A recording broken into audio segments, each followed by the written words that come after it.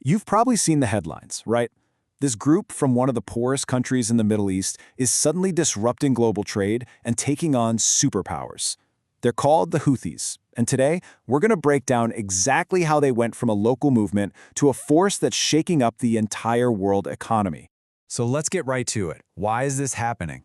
It feels like it came out of nowhere. All of a sudden, huge commercial ships in the Red Sea are getting hit with drones and missiles. This is a massive disruption to one of the most important trade routes on the planet. But what's really behind these attacks? Well, the Houthis themselves are being crystal clear about their reasons. They say these attacks are a direct response to the war in Gaza. For them, targeting ships connected to Israel isn't just some strategic move. They call it a moral obligation to show support for the Palestinians. And they're saying they won't stop until aid can get into Gaza freely. Okay, so to really understand what they're doing, we need to understand who they are. The world mostly calls them the Houthis, but their official name is actually Ansar Allah, which means supporters of God. Their story actually kicks off back in the 1990s, and not as a militia, but as a religious revival movement. The whole goal was to protect the unique identity of their Zaidi community and at the same time push back against what they saw as a corrupt government, not to mention the growing influence of their giant neighbor, Saudi Arabia, and its main ally, the US. And to get why that identity is so important, you have to wind the clock way back. The Zaydis, believe it or not, ruled northern Yemen for over 1,000 years. But in 1962, a revolution kicked out their monarchy. And this, right here, is what left many in the community feeling totally sidelined, both politically and economically. It's that deep sense of historical grievance that really set the stage for the Houthi movement decades later. This is their official slogan, and wow, it is a powerful statement of what they believe. You can almost hear the echoes of Iran's 1979 revolution in there, can't you? This isn't just talk. It's a very clear signal of where they stand, firmly aligned with the so-called Axis of Resistance, that network of groups backed by Iran to fight U.S. and Israeli influence in the Middle East. So, the big question is, how on earth does a religious revival movement transform into one of the most powerful non-state military forces in the world? Well, their path to power was a slow burn, a steady escalation over 2 decades. So you see, back in the 90s, they're just a youth movement. Fast forward to 2004 and boom, they're in an open rebellion against the government, a fight that gets their founder killed. Then comes the 2011 Arab Spring, and all that chaos was a golden opportunity. It weakened the central government and they just swept in and grabbed more territory. But 2014, that was the real game changer. Yeah, that moment, capturing the capital Sana'a, that was the absolute tipping point. It completely shattered the Yemeni government and kicked off the devastating civil war that's still tearing the country apart today. And just a few months later, the whole conflict went international. A coalition led by Saudi Arabia and the UAE with Western backing jumped in to try and restore the old government. This is what turned Yemen's civil war into a massive regional proxy battle, pitting that coalition against the Houthis, who were getting more and more support from Iran. Which brings us to a huge question.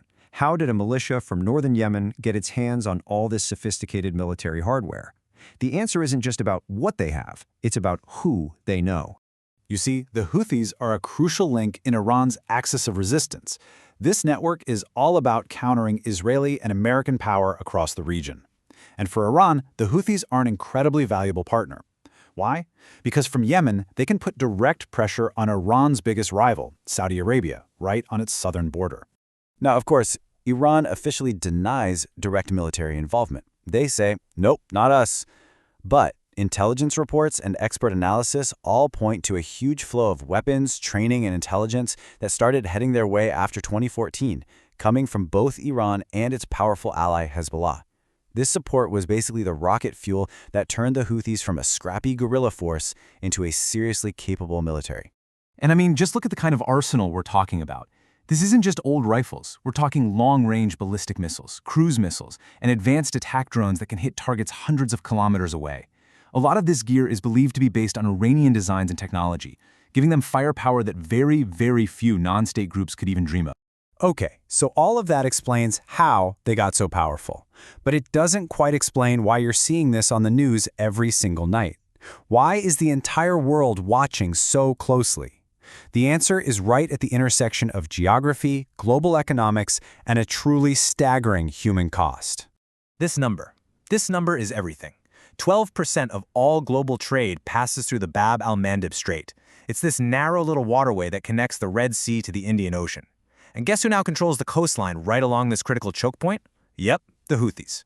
And because they control that coastline, they can essentially threaten to turn off the tap. By attacking ships, they force these giant shipping companies to take the long, way more expensive route all the way around Africa. The result? Well, you're seeing it right now. Supply chain chaos, rising costs for everything, and a direct military response from the US and its allies, who are launching airstrikes on Houthi targets.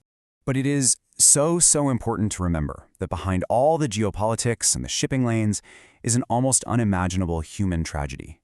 The war in Yemen has led to an estimated 400,000 deaths, not just from the fighting, but from the starvation and disease that came with it. It is one of the worst humanitarian crises on the planet. Which leaves us right here, with this central, really complicated question. Are the Houthis a nationalist movement just defending their community from foreign powers? Or are they a proxy, a pawn, being used by Iran in a much bigger geopolitical chess game? The truth, as it usually is probably tangled up somewhere in the middle. And figuring out that complexity is the key to understanding one of the most volatile conflicts in the world today.